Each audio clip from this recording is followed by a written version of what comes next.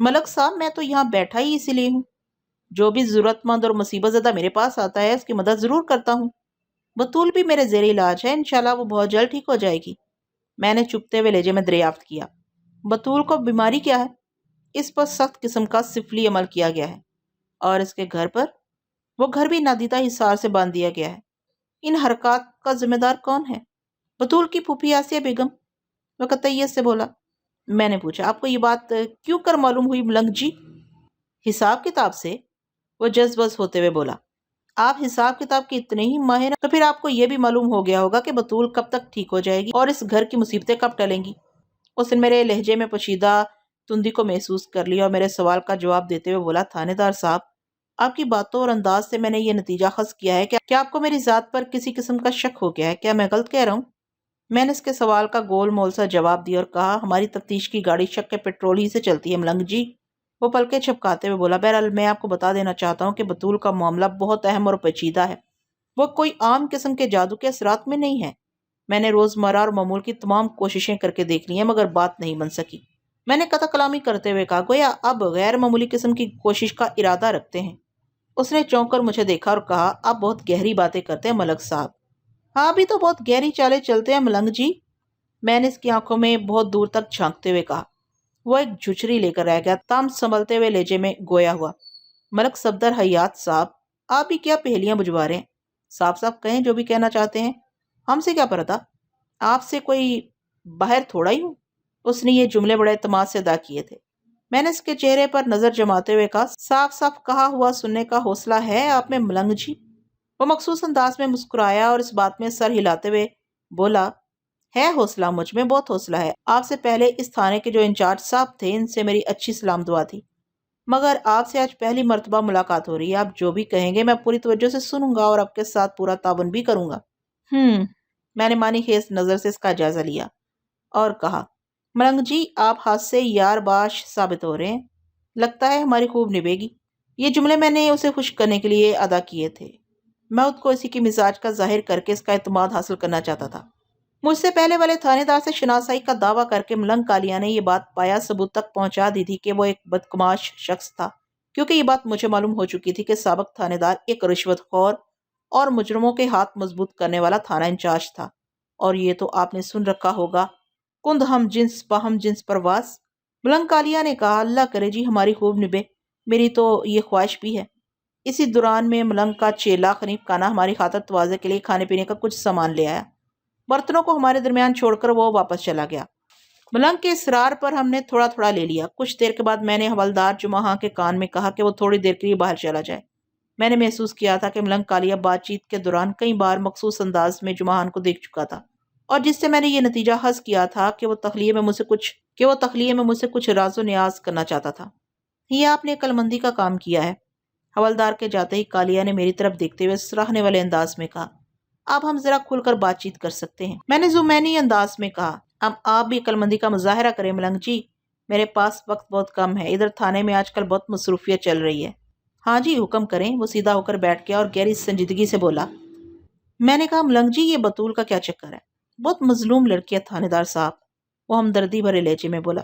بیچاری پر اس کی پھوپھی نے بڑا ڈھیٹ قسم کا گندا عمل کروایا ہے، یہ بات تو سبھی جانتے ہیں، میں نے سنسناتے ہوئے لہجے میں کہا، اور اس بات کو پھیلانے میں آپ کا ہاتھ ہے۔ آپ ہی نے یہ تشخیص کی ہے اور پیش گوئی بھی کی تھی کہ ان کے گھر کے صحن میں مردہ چوہے، بلیاں، کتے اور مرغیاں وغیرہ پڑی ملیں گی، اور ایسا ہی ہوا بھی۔ میں نے بدستور اس کی آنکھوں میں جھانکتے ہوئے کہا، پھر آپ کا علاج شروع ہوا اور بطول بد سے بدترین حالت کو پہنچ گئی۔ آپ اس جادو کا توڑ کرنے میں ناکامیاب رہے اور بالآخر اس مصیبت سے مکمل نجات کے لیے آپ نے بطول کی والدہ کا جو حل بتایا وہ بطول کے لیے ہو نہ ہو مگر آپ کے لیے بہت پرکشش اور سود مند ہے۔ بطول بہرحال ایک خوبصورت اور نوجوان لڑکی ہے جو اگر چند روز تک آپ کے دیے ہوئے محلول استعمال کرنا چھوڑ دے تو اس کی رعنائی اور شادابی واپس آ سکتی ہے۔ کیا میں غلط کہہ رہا ہوں؟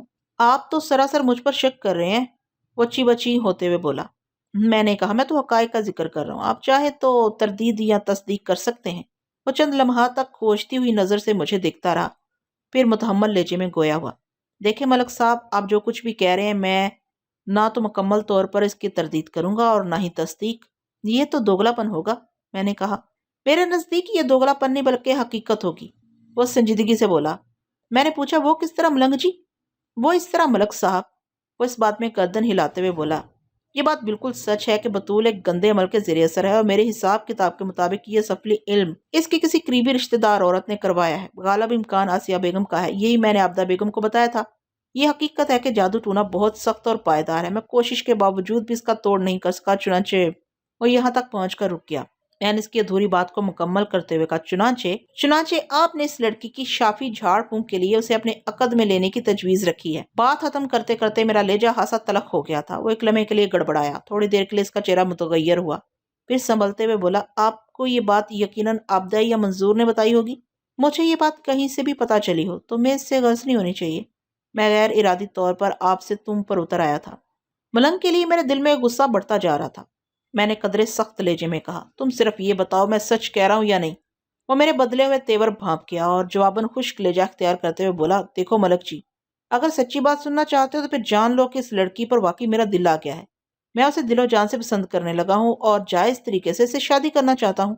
ایک لمحے کو رک کر اس نے میرے چہرے کے اثرات کا جائزہ لیا اور بات جاری رکھتے ہوئے بولا، اور جہاں تک اس پر جادوئی اثرات کا تعلق ہے تو یہ بات اپنی جگہ اٹل حقیقت ہے، بطول واقعی گندے عمل کے زیر اثر ہے۔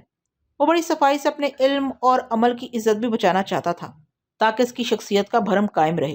اس کے ساتھ ہی وہ بطول کی پسندیدگی اور اس سے جائز شادی کا ذکر کر کے خود کو راست شخص بھی ثابت کرنا چاہتا تھا۔ یہ اس کی عیاری اور چال بازی کا ایک عمدہ عملی مظاہرہ تھا۔ میں نے ٹھہرے ہوئے لہجے میں کہا، کسی کو پسند کرنا اور اسے شادی کی خواہش کرنا کوئی جرم نہیں، لیکن اس کے لیے ضروری ہے کہ فریق ثانی کی مرضی اور اس کے لواحقین کی رضامندی بھی شامل ہو۔ آپ بالکل ٹھیک کہہ رہے ہیں۔ اس نے تائیدی انداز میں سر ہلایا اور مضبوط لہجے میں بولا، آپ کی اطلاع کے لیے عرض ہے کہ اس سلسلے میں بطول میرا ساتھ دینے کے لیے پوری طرح تیار ہے۔ وہ مجھ سے شادی کرنے پر رضامند ہے، البتہ اس کے والدین کو منانا پڑے گا۔ میرے لیے واقعی یہ ایک حیرت انگیز اطلاع تھی۔ میں سوچ بھی نہیں سکتا تھا کہ بطول جیسی خوبصورت اور حسین و جمیل لڑکی ملنگ کالیہ جیسے کالے بجنگ کم رو پستہ قد شخص سے شادی کی خواہاں ہوگی۔ میں نے ابھی تک بطول کو روبرو نہیں دیکھا تھا، اس کے بارے میں تاہم جتنا سنا تھا اس کے مطابق وہ گاؤں کی خوبرو ترین لڑکی تھی اور دوسری کوئی لڑکی اس کی مثال نہیں تھی۔ پھر عابدہ یا منظور کی زبانی مجھے جو حالات پتہ چلے تھے ان کے مطابق بھی بطول ملنگ کالیہ میں کسی قسم کی دلچسپی نہیں رکھتی تھی۔ کالیہ نے جو انکشاف کیا تھا اس سے یہی بات ثابت ہوتی تھی کہ وہ 100% جھوٹ کا سہارا لے رہا ہے۔ لوہا لوہے کو کاٹتا ہے، جھوٹ کا مقابلہ جھوٹ اور مکاری ہی سے کرنا چاہیے اور جھوٹے کو اس کے گھر تک پہنچا کر آنا چاہیے۔ ملنگ کالیہ ایک دروغ گو اور عیار شخص تھا۔ میں نے اس کی چال اسی پر لوٹانے کا فیصلہ کر لیا اور آہستہ آہستہ اسے گھسنے لگا۔ تم ٹھیک کہہ رہے ہو ملنگ جی، میں نے پرسوچ انداز میں کہا، جب لڑکا لڑکی راضی تو پھر کیا کرے گا قاضی؟ بس تم ذرا بطول کے والدین کو بھی راضی کر لو، پھر اچھی بات ہوگی۔ وہ سمجھا میں اس کے چکر میں آ گیا ہوں۔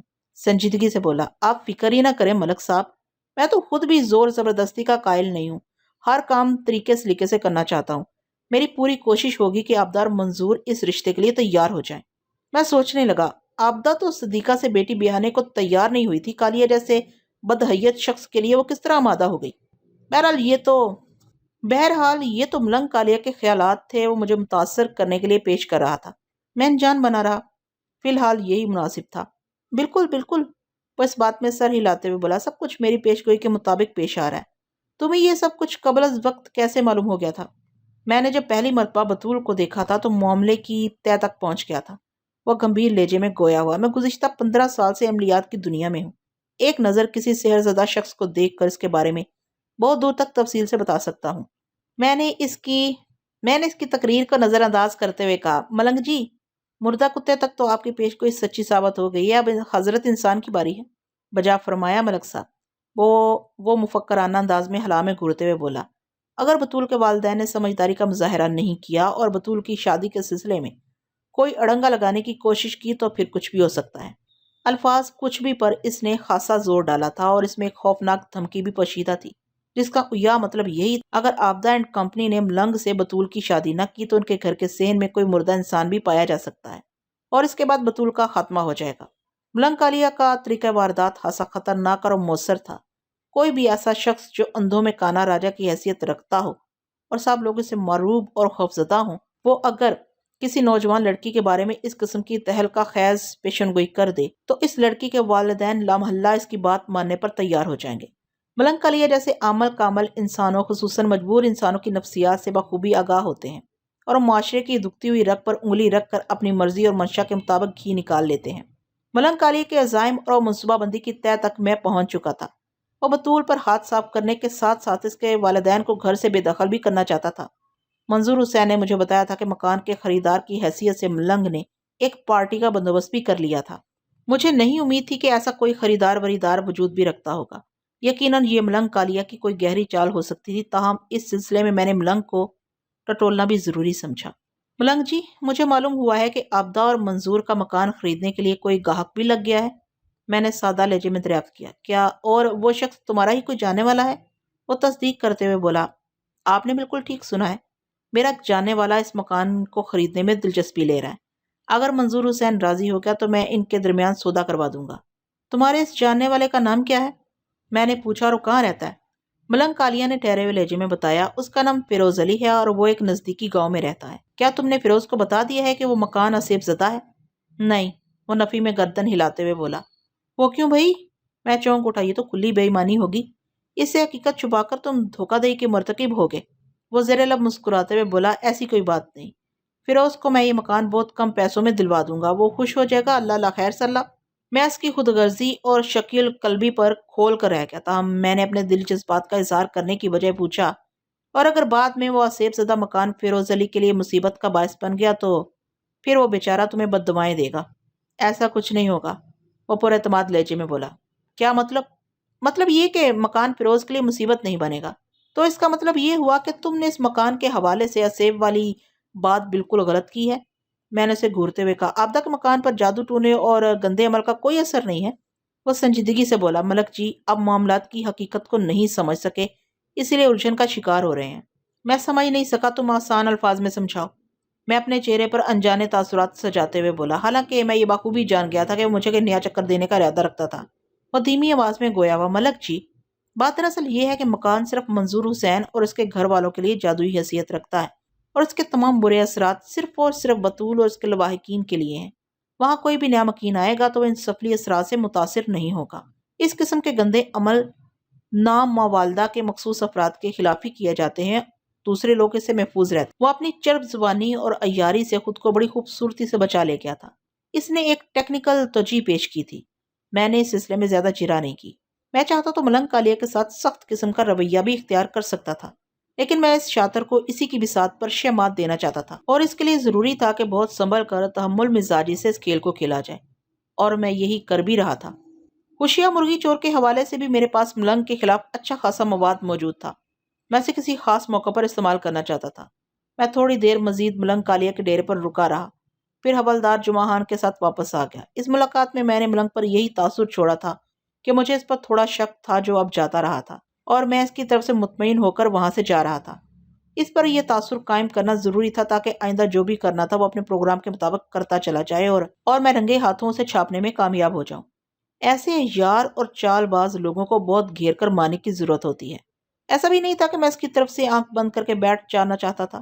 میں نے فیصلہ کیا تھا کہ اپنے چند سادہ پوش اہلکاروں کو ملنگ کالیہ اس کے ڈیرے کی نگرانی پر مامور کر دوں گا، تاکہ اگر وہ غیر معمولی بات نوٹ کریں تو فوراً مجھے اطلاع دیں، تاکہ کوئی فی الفور عملی قدم اٹھایا جا سکے۔ اس کے علاوہ میں پہلی فرصت میں بطول سے بھی ایک تفصیلی ملاقات کرنا چاہتا تھا۔ اس سے ملنگ کالیہ کے دعوے کی تصدیق یا تردید بھی ہو جاتی کہ بطول بھی اسے پسند کرتی تھی۔ علاوہ سے بطول سے مل کر میں بخوبی اندازہ لگا سکتا تھا کہ کالیہ ان کے گھر میں پہنچ کر کس قسم کے ہتھ کنڈے آزما رہا ہے۔ ہر حوالے سے بطول سے میرا ملنا بہت اہم اور ضروری تھا۔ ہم ملنگ کے ڈیرے سے تھانے کی جانب روانہ ہوئے تو حوالدار جمعہ خان نے مجھ سے سوال کیا، ملک صاحب، یہ ملنگ کسی بھی طور اعتماد کے قابل نہیں، اس کی کارستانیاں بہت واضح ہیں، مگر پھر بھی آپ اسے شرافت سے چھوڑ آئے ہیں، اس کے خلاف کسی قسم کا کوئی عملی قدم نہیں اٹھایا، اس کی کوئی خاص وجہ ہے؟ ہاں، بہت ہی خاص وجہ ہے جمعہ خان، میں نے ٹھہرے ہوئے لہجے میں کہا۔ پہلی بات تو یہ ہے کہ ملنگ کی چال بازی اور مکاری کو پکڑنے کے لیے موجودہ حالات ابھی زیادہ سازگار نہیں ہیں۔ اس کے خلاف جو کچھ بھی ہمیں حاصل ہے اس کی بنا پر کوئی جاندار کیس نہیں بن سکتا۔ میں ملنگ کو بڑی مضبوط پکڑ میں لانا چاہتا ہوں، اس کے لیے اس کا رنگے ہاتھوں پکڑا جانا ضروری ہے، جس کے لیے میں نے لائے عمل سوچ لیا ہے۔ انشاءاللہ وہ بہت جلد ہماری گرفت میں ہوگا۔ میں کوئی عملی قدم اٹھانے سے قبل ایک ملاقات بطول سے کرنا چاہتا ہوں، اور ملنگ کالیہ کے اس دوران میں کڑی نگرانی بھی بہت ضروری ہے۔ آپ بالکل ٹھیک کہہ رہے ہیں، جمعہ خان نے کہا۔ ملنگ کالیہ پر ہمیں کچا ہاتھ نہیں ڈالنا چاہیے۔ میں نے کہا، کچھ بھی ہو، کالیہ اس گاؤں میں ایک طاقتور شخصیت کا حامل ہے، اور یہاں کے وسنیک اس سے خوفزدہ رہتے ہیں۔ ممکن ہے کسی نازک موقع پر آبدہ اور منظور بھی اس کی طرفداری پر اتر آئیں۔ ایسی صورت میں ہم کچھ نہیں کر سکیں گے۔ کوئی بھی قانونی کارروائی کرنے کے لیے مدعی کا تعاون بہت ضروری ہوتا ہے۔ میں بطول سے تفصیلی ملاقات کر کے حالات کی صحیح صورتحال کا اندازہ لگا لوں، پھر کوئی عملی قدم اٹھائیں گے۔ ہم اسی نوعیت کی باتیں کرتے ہوئے تھانے آ گئے۔ اپنے کمرے میں پہنچ کر میں نے سب سے پہلا کام یہ کیا کہ 2 ہوشیار قسم کے کانسٹیبلز کو اپنے پاس بلا کر انہیں ملنگ کالیہ اور اس کے ڈیرے کی کڑی نگرانی کا فرض سونپ دیا۔ ان دونوں نے سادہ لباس میں رہتے ہوئے اپنی ڈیوٹی نبھانا تھی، اور جیسے ہی کوئی غیر معمولی بات محسوس کرتے ان میں سے ایک فوراً مجھے اطلاع دینے کے لیے تھانے آ جاتا۔ میں نے انہیں کسی بھی قسم کی ہنگامی صورتحال سے نپٹنے کی کھلی اجازت بھی دے دی تھی۔ یہ بندوبست کر کے میں مطمئن ہو گیا۔ میں نے اپنے تمام مہرے اہم مقامات پر استادہ کر دیے تو ہر قسم کی چال چلنے کے لیے ذہنی طور پر چاق و چوبند تھا۔ میں اس وقت ASI شوکت مرزا کے ساتھ عابدہ خانم کے گھر کے صحن میں کھڑا تھا۔ ہمیں ہنگامی طور پر یہاں آنا پڑا تھا۔ حوالدار جمعہ خان طبیعت کی خرابی کے باعث اس روز چھٹی پر تھا، لہٰذا میری ہمراہی کے فرائض ASI شوکت مرزا کو ادا کرنا پڑ رہے تھے۔ ملک کالیہ سے ملاقات کیے 2 روز گزر چکے تھے، لیکن میں ابھی تک بطول سے ملنے نہیں جا سکا تھا، اور اب ایک اطلاع پر ہمیں وہاں آنا پڑ گیا تھا۔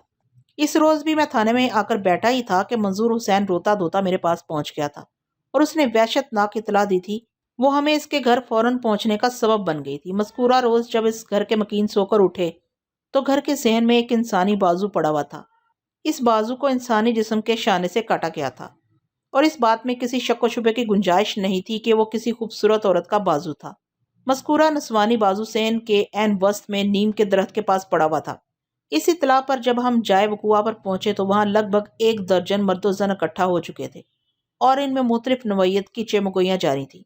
آبدہ کا خیال تھا کہ وہ بازو ملنگ بابا کی پیش گوئی کی ایک کڑی تھی، اور اب اس کے بعد خدا نہ خواستہ بطول کی باری تھی۔ غم و اندوہ سے اس کا برا حال تھا۔ مجھے یقین تھا کہ اگر اس وقت کالیہ وہاں موجود ہوتا تو وہ بیٹی کی جان بچانے کے لیے کالیہ کی مرضی اور خواہش کے مطابق فوراً بیٹی کا نکاح اس سے پڑوا دیتی۔ اس سے ملتی جلتی کیفیت منظور حسین کی بھی تھی۔ ایک شیطان صفت انسان نے ہنستے بستے گھر کو ماتم کدہ بنا دیا تھا۔ وہ اپنی ہوس اور ہرس پوری کرنے کے لیے اس گھر کے مکینوں کو اذیت اور کرب کے پلے صراط سے گزار رہا تھا۔ اس لمحے میرے دل میں ملنگ کالیہ کے لیے نفرت کی ایک لہر بلند ہوئی، اور پلک جھپکتے میں وہ کڑوی کسیلی لہر ماؤنٹ ایورسٹ کی چوٹی کو چھو کر آسمان کی جانب بڑھ گئی۔ میں نے دانتوں کو سختی سے بھینچتے ہوئے حتمی فیصلہ کیا کہ اب میں اس فراڈ عمل کامل کو ایک لمحے کی مہلت یا ڈھیل نہیں دوں گا۔ آبدہ کے گھر کے صحن میں موجود افراد میں سے ایک عورت نے انکشاف کیا، یہ کٹا ہوا بازو تو زادہ کا ہے۔ میں نے چونک کر اس عورت کی طرف دیکھا، پھر اس کی جانب چاہ کر استفسار کیا، کون زاہدہ؟ وہ بولی، میں زاہدہ پروین کی بات کر رہی ہوں، بھی کل ہی تو اسے دفنایا گیا ہے۔ عورت کے انکشاف نے وہاں موجود لوگوں کو حیرت نما وحشت میں مبتلا کر دیا، اور بازو کو بغور دیکھنے کے بعد انہوں نے اس عورت کے بیان کی تصدیق کر دی۔ تصدیق کرنے والوں میں آبدہ اس کا شوہر بھی شامل تھے۔ میں انکشاف کرنے والی عورت کی طرف متوجہ ہو گیا۔ اس کا نام مجھے بعد میں معلوم ہوا تھا، لیکن میں یہاں اس کا نام لے کر ہی اس سے ہونے والی گفتگو کا احوال درج کروں گا۔ نصیب بی بی، تمہیں کیسے معلوم ہوا کہ یہ بازو زاہدہ پروین کا ہے جسے کل دفن کیا گیا تھا؟ میں نے اس کی چیچی انگلی سے پہچانا ہے، اس نے جواب دیا۔ اس کی بات سن کر میں نے بازو کے ہاتھ کو دیکھا اور ہاتھ کی چنگلی کو آدھا کٹا ہوا پایا۔ اس کے بعد میں نے سوالیہ نظر سے نصیب بی بی کی طرف دیکھا۔ وہ میری نگاہ کا مفہوم سمجھتے ہوئے بولی، تھانے دار صاحب، 2 سال پہلے زاہدہ کی چیچی انگلی چارہ کترنے والے ٹوکے میں آ گئی تھی، جس کی وجہ سے آدھی کٹ گئی تھی۔ پورے گاؤں میں کسی اور عورت کے ہاتھ کی کوئی انگلی اس طرح کٹی ہوئی نہیں ملے گی۔ میں نے اسی نشانی سے زاہدہ کو پہچانا ہے۔ مزید 10-15 منٹ میں مجھے جو حالات معلوم ہوئے، ان کے مطابق زاہدہ پروین نامی وہ عورت 2 روز پہلے ہیضے کے مرض میں مبتلا ہو کر مر گئی تھی، اور گزشتہ روز اسے گاؤں کے قبرستان میں سپرد خاک کیا گیا تھا۔ زاہدہ کا کٹا ہوا بازو آبدہ کے صحن میں پائے جانے کا ایک ہی واضح مطلب تھا، اور وہ یہ کہ مرحومہ کی قبر کو کھول کر اس کی لاش کی بے حرمتی کی گئی تھی۔ اس کے مردہ تن سے ایک بازو جدا کر لیا گیا تھا، جسے عصا بعد رات کے پچھلے پہر یا علیل صبح آبدہ کے گھر کے صحن میں پھینک دیا گیا تھا۔ میری فوری اور حتمی سوچ کے مطابق یہ کام ملنگ کالیہ کے سوا کسی اور کا نہیں ہو سکتا تھا۔ اس نے یہ کام یا تو خود کیا تھا یا پھر اپنے چیلے حنیف کانا سے کروایا تھا۔ کالیہ کا ڈیرا قبرستان سے لگا ہوا تھا، اس لیے یہ کام زیادہ مشکل نہیں تھا، اور خاص طور پر اس صورت میں کہ اسے اپنی کبھی پیش گوئی کو پایا تکمیل تک پہنچانا تھا، تاکہ وہ اپنی ہوس کو پورا کرنے کے لیے بطول کو حاصل کر سکے۔ نفسانی خواہشات کے غلام اس شخص کا منصوبہ دھیرے دھیرے اپنی تکمیل کے مراحل طے کر رہا تھا۔ بہرحال کسی قبر کو کھول کر اس میں دفن کسی مردے کی بے حرمتی کرنا قابل دخل اندازی پولیس تھا، اور میں اس مذموم حرکت پر ملنگ کالیہ کے ساتھ کسی قسم کی روح رعایت کے حق میں نہیں تھا۔ میں نے موقع پر موجود افراد کو تسلی تشفی دی اور کہا آپ لوگ فکر نہ کریں، میں بہت جلد اس واقعے کے ذمہ دار شخص کو عبرتناک سزا دلواؤں گا۔ مجھ سے سوال کیا گیا تھانے دار صاحب اب اس بازو کا کیا کرنا ہے؟ میں نے چند لمحات سوچنے کے بعد جواب دیا اس بازو کو دوبارہ زاہدہ پروین کی قبر میں دفن کیا جائے گا اور میں یہ کام اپنی نگرانی میں کرواؤں گا۔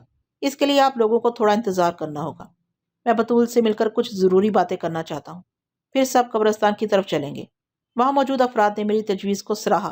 اس اثنا میں مجھے معلوم ہوا کہ چند لمحے پہلے جس شخص نے مجھ سے بازو کے بارے میں سوال کیا تھا وہ مرحومہ زاہدہ پروین کا شوہر محمد طفیل تھا۔ وہ تھوڑی دیر پہلے ہی موقع پر پہنچا تھا۔ میں آج تمام معاملات کو بخیر و خوبی نپٹا لینا چاہتا تھا۔ بطول سے ملاقات کے بعد مجھے سیدھا قبرستان جانا تھا تاکہ دیگر امور کے ساتھ ساتھ ملنگ کالی کی مزاج پرسی بھی کر سکوں، تاہم اس سلسلے میں میرا ذہن الجھن کا شکار تھا۔ میں نے 2 روز پہلے 2 سادہ لباس کانسٹیبلز کو قبرستان کے گردنواں میں تعینات کیا تھا جنہیں ملنگ کالیا اور اس کی سرگرمیوں پر نظر رکھنا تھی، لیکن ابھی تک ان کی طرف سے کوئی مفید اطلاع نہیں ملی تھی۔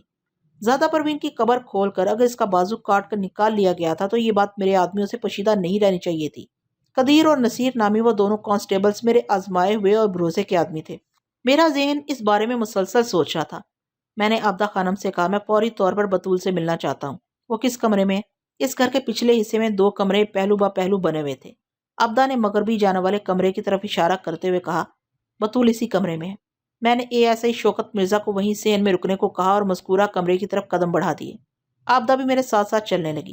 میں نے واضح الفاظ میں سے باور کرایا کہ بطول سے تنہائی میں گفتگو کروں گا، اسے مجھے وہاں پہنچا کر واپس آنا ہوگا۔ وہ جلدی سے اس بات میں سر ہلاتے ہوئے بولی ضرور ضرور۔ پھر اس نے غم انگیز انداز میں دریافت کیا تھانے دار صاحب میری بطول بچ جائے گی نا؟ اسے کچھ نہیں ہوگا، میں نے سپاٹ لہجے میں کہا۔ ملنگ جی کی پیش گوئی کا آخری مرحلہ بھی اب تو گزر گیا ہے، وہ پرسوز لہجے میں گویا ہوئی۔ اس کے بعد تو اس نے شکستہ احساس کے ساتھ جملہ ادھورا چھوڑ دیا۔ میں رک گیا اور اس کی آنکھوں میں جھانکتے ہوئے پروسوک انداز میں کہا عابدہ آج تمہاری بیٹی کی مصیبت کا آخری دن ہے، بس یوں سمجھ لو کہ آج کے بعد اس کی بیماری باقی رہے گی اور نہ ہی اس گھر پر کسی قسم کے جادوئی اثرات کا کوئی ثبوت ملے گا۔ آپ کرنا کیا چاہتے ہیں؟ یہ سوال منظور حسین نے کیا تھا۔ وہ ہمارے عقب میں دبے قدموں چلتے ہوئے برآمدے تک آ پہنچا تھا۔ میں نے منظور کی طرف دیکھتے ہوئے جواب دیا آج میں ملنگ کالیا کا کلا کما کر دوں گا۔ وہ کیا ہوتا ہے؟ وہ حماقت تمیز سادگی سے مستفسر ہوا۔